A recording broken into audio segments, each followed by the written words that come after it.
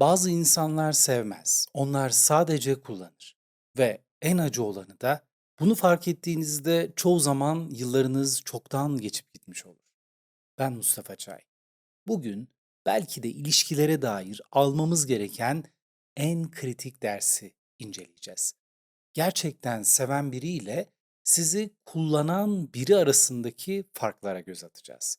Bunun için de 7 kritik işareti inceleyeceğiz.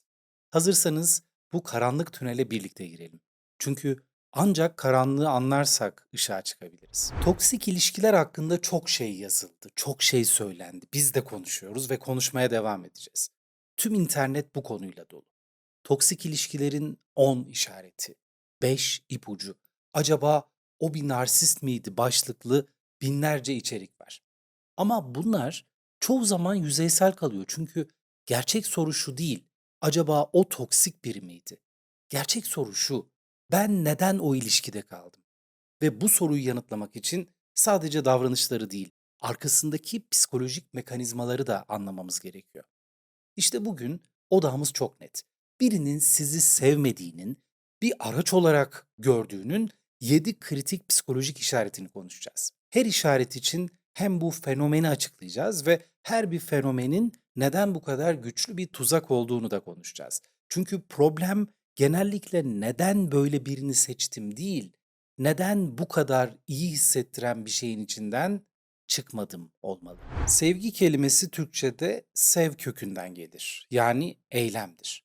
Bir şeyi yapmaktır. Aktif, dinamik, canlı bir süreçtir. Ama Latince'de amor bir bağı ifade ederdi. Hem tutku hem de sorumluluk. Hem istek hem yükümlülük. Yunanca agape ise koşulsuz sevginin adıydı. Almanca'da Liebe hem duygu hem kararlılıktı. Yani farklı diller, farklı kültürler hep aynı şeyi söylüyor. Gerçek sevgi bir histir ama aynı zamanda bir tercihtir de. Her gün yeniden seçilmek isteyen bir eylemdir. Peki kullanmak? Bu sözcük araçsallaştırmak demek. Bir nesneyi amacı için kullanmak. Öznenin bir araç olarak görülmesi.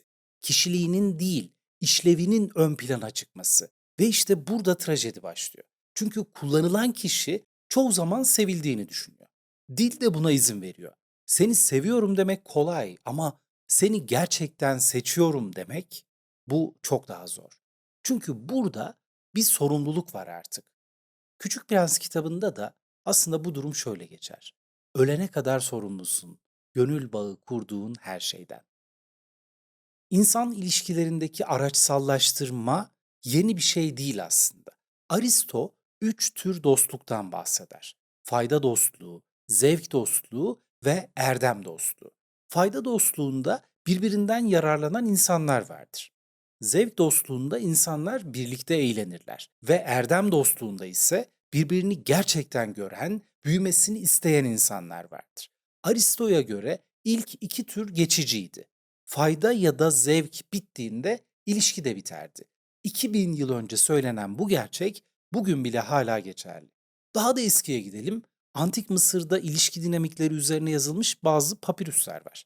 Firavun döneminde bile güçlü kişilerin zayıfları araçlaştırması, şiirlere, şikayetlere ve ritüellere konu olmuş. Yani bu acı insanlık tarihi kadar eski.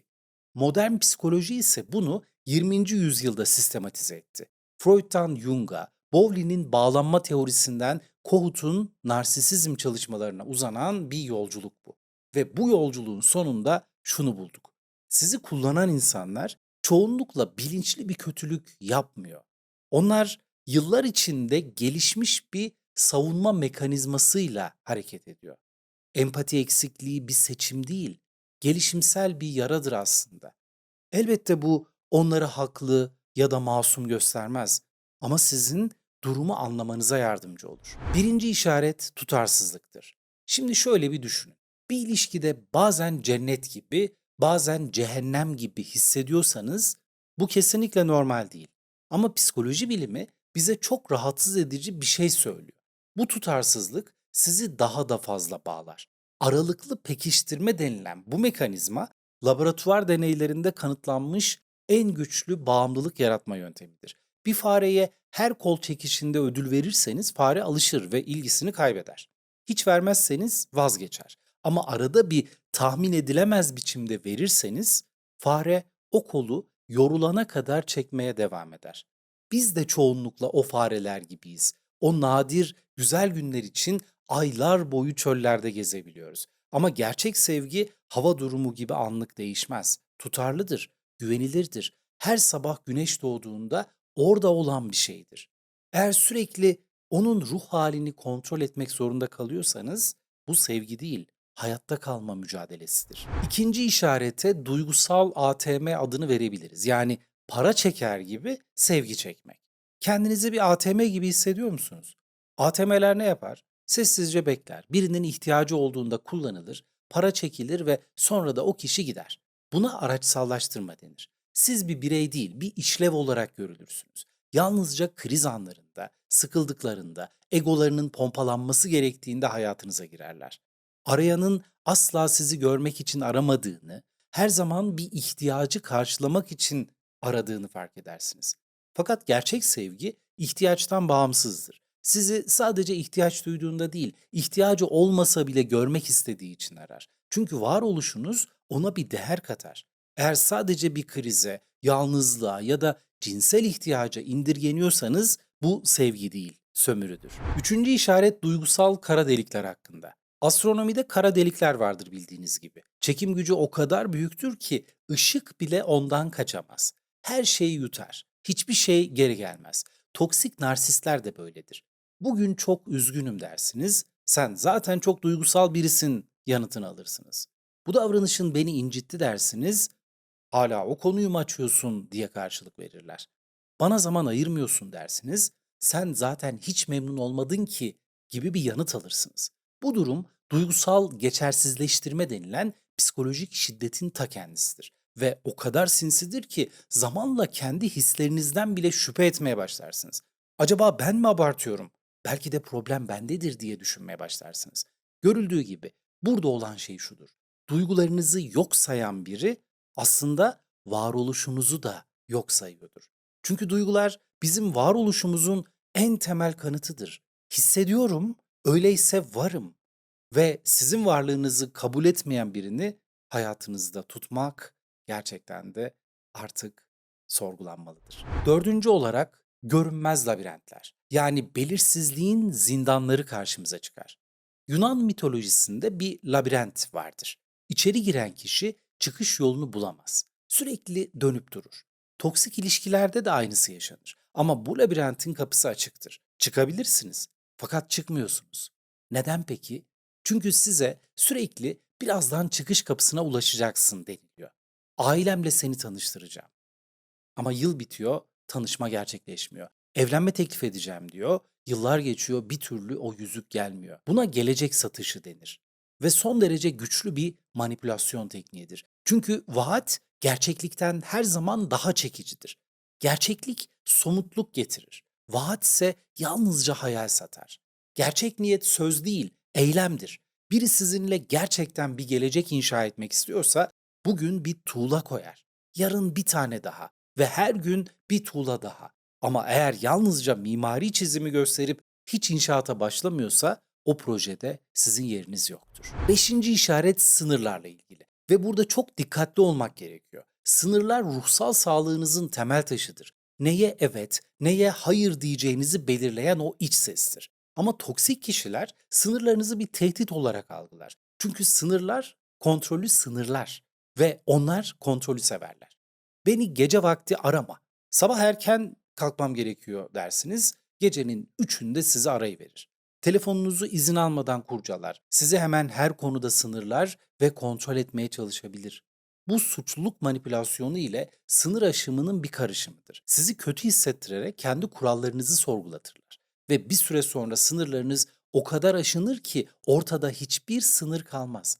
Ama sizi gerçekten seven biri sınırlarınızı bir tehdit olarak görmez. Aksine o sınırları korur.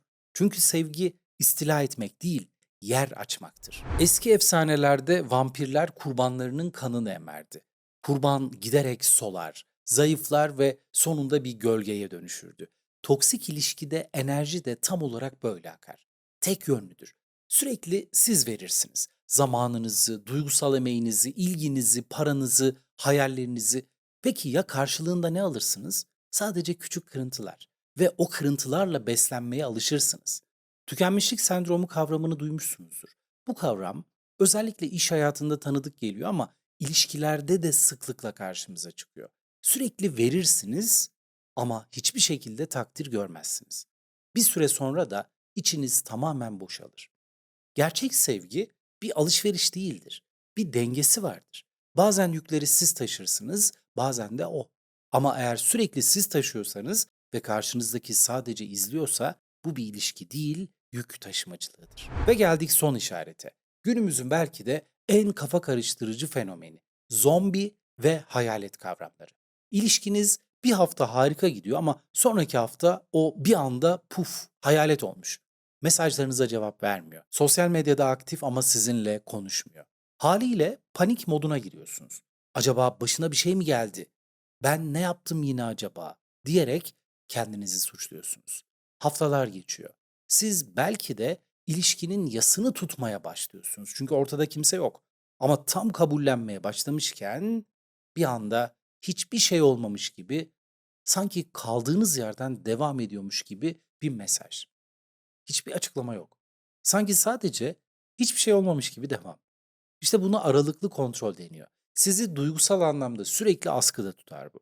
Hiç tam olarak iyileşmezsiniz. Çünkü her an geri dönebilir. Hiçbir zaman tam bir plan yapamazsınız. Çünkü belki döner düşüncesi hep bir köşede durur.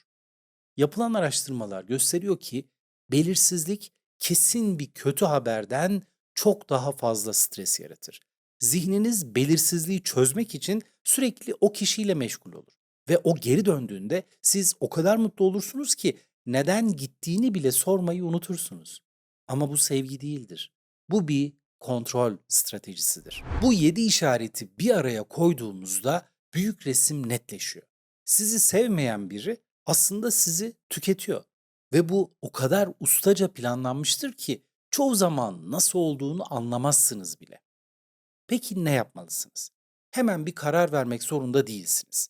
En azından şimdilik. Ama şunu yapabilirsiniz. Kendi hikayenize bir bakın. Bu 7 işaretten kaç tanesi size tanıdık geliyor? Kaç tanesinde evet, işte bu benim dediniz? Çünkü farkındalık özgürlüğün ilk adımıdır. Evet, o beni sevmiyor cümlesi acı verir ama aynı zamanda da özgürleştirir. O ilişkide kaybettiğiniz şey değil, kendinize geri dönüşünüzdür asıl kazanç. Kendi değerinizi, enerjinizi, geleceğinizi geri alırsınız. Sizin değeriniz birinin sizi seçip seçmemesiyle belirlenmez. Değeriniz doğduğunuz andan beri içinizdedir zaten. Kimse size ekstra bir değer yükleyemez. Sadece tanıyabilir ve sizi tanımayan birinin yanında görünmez olmayı da seçmeyin. Gerekirse kapıyı kapatın, kilitleyin ve o kapıyı yalnızca sizi olduğunuz gibi gören, duygularının arkasında duran insanlara açın. Çünkü sevgi bir savaş değil, bir huzur halidir. Sevgi yarım değil, tamdır. Birazcık sevmek diye bir şey yoktur. Bazı şeyler ya vardır ya da yoktur.